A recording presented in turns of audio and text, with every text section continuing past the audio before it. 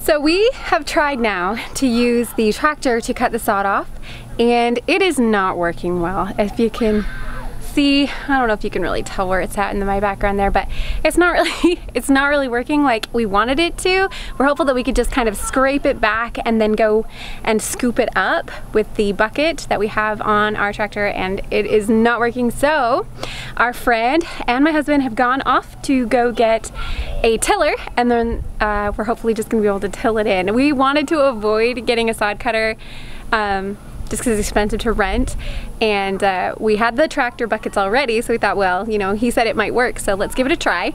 It didn't, so now we're gonna try to do the tiller. We're just gonna try to till the grass under, and hopefully that will work. And if not, back to plan A, and we're gonna go get a sod cutter and remove that so we can finally have a place to start amending the soil and getting our plants a nice, good place to grow.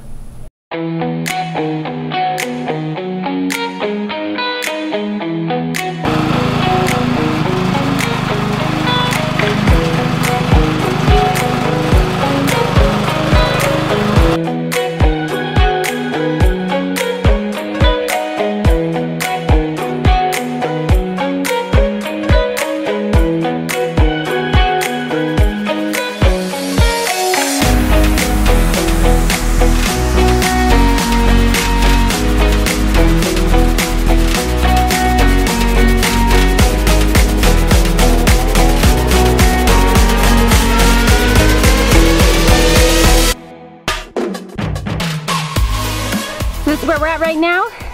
Super excited. The tiller was a way better option than the tractor was. So we do have a lot of work still to do, but I think we've made some progress. There's gonna be 3 40 by 4 foot beds here with 2 foot pathways between them, and a whole lot of food coming. Yep. That's how you cool off. After working that hard. Trying to manhandle a rototiller. Oh my gosh. Some of y'all out there have been doing this for a lot of years. My hat's off to you. All right, so we've got to amend this bed. Our soil, we got our test back. It's got a lot of acid and it's kind of nutrient deficient. So I'm gonna take and get some of this pelletized lime in there, and that'll take the acidity down in the soil. Your ideal acidity is gonna be about 6.5 for a vegetable garden. Ours right now is 5.5, gotta bring it up. So we got about 100 pounds of pelletized lime. And then I've got a bunch of this fertilizer here that is kind of a mixture of nitrogen, potassium, and phosphorus. And I'll get this 50-pound bag in there. That's what I'm gonna do. I'm gonna bring you along. I'm gonna rototill it all in.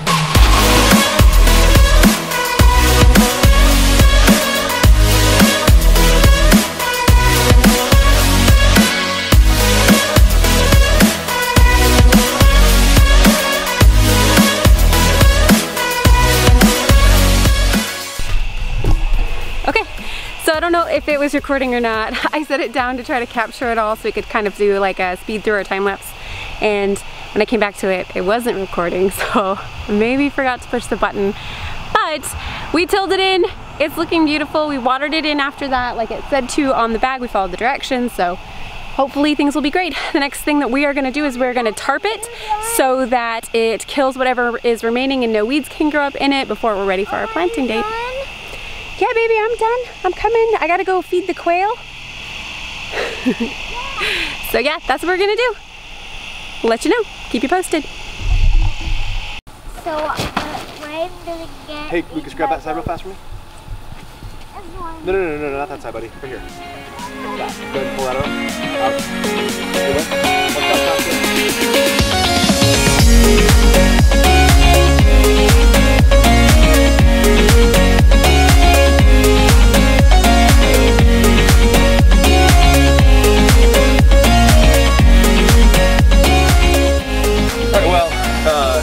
For those of you guys who are in our area, you know that we were supposed to have a pretty heavy tropical storm hitting today. Thankfully it fell apart as it began to make landfall and really didn't hit where we're at. So we took the opportunity to go ahead and lay down a tarp on our in-ground garden bed. And some people might wonder, why are we tarping the bed? And let me just briefly explain. It's actually not to protect it from water. What it's doing is the tarp is going to help us to suppress weeds. So you know, in-ground gardens are notorious for weeds, and if you've had an in-ground garden, you know there's a lot of weeding to do. What this is going to do is it's going to help to hopefully superheat the soil. It's going to keep the weeds from accessing sunlight, and so they're going to die in ground, and we're going to have less to deal with when we go plant the garden.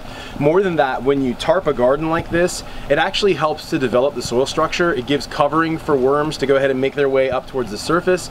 It gives the ability for nutrients to not be affected by just constant exposure. If you don't know this, if you remove, you know, the top covering off of soil and just leave it uncovered, it actually desertifies. It becomes like a desert. That's how a desert is made. Essentially, all the top cover is removed, and over time, that sand and that soil is just dried out and caked, or it cracks, or it blows about and sends dust everywhere.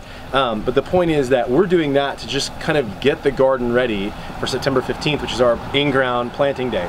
And so for those of you guys who are, again, following this journey and you're like, oh, I want to do that, I cannot recommend enough to you that if you're not doing raised beds, that you get your in-ground bed prepared and then tarp that for 2 to 6 weeks is really the kind of recommendation to help to manage all of your weeds and just to make sure your soil is ready. So we threw amendments in there. We did a quick till of the garden. Normally we're not going to till, we're going to use a no-till method, or a back to Eden method almost, for how we want to develop and build our soil. We'll talk about that more in future videos. We went with an initial till in order to sort of get nutrients moving, to move the soil, to open it up, to get oxygen and airflow in there. This ground hasn't been used for planting vegetables, and so once we got our soil test results back, we realized it's kind of nutrient deficient. It needs some work, and so, you know, the next couple of years are going to be about the process of building healthy soil for our plants to grow in, and so that's what this has been all about. So hopefully it's helpful for you. Hopefully you're learning along with us, and we'll see you on the next one.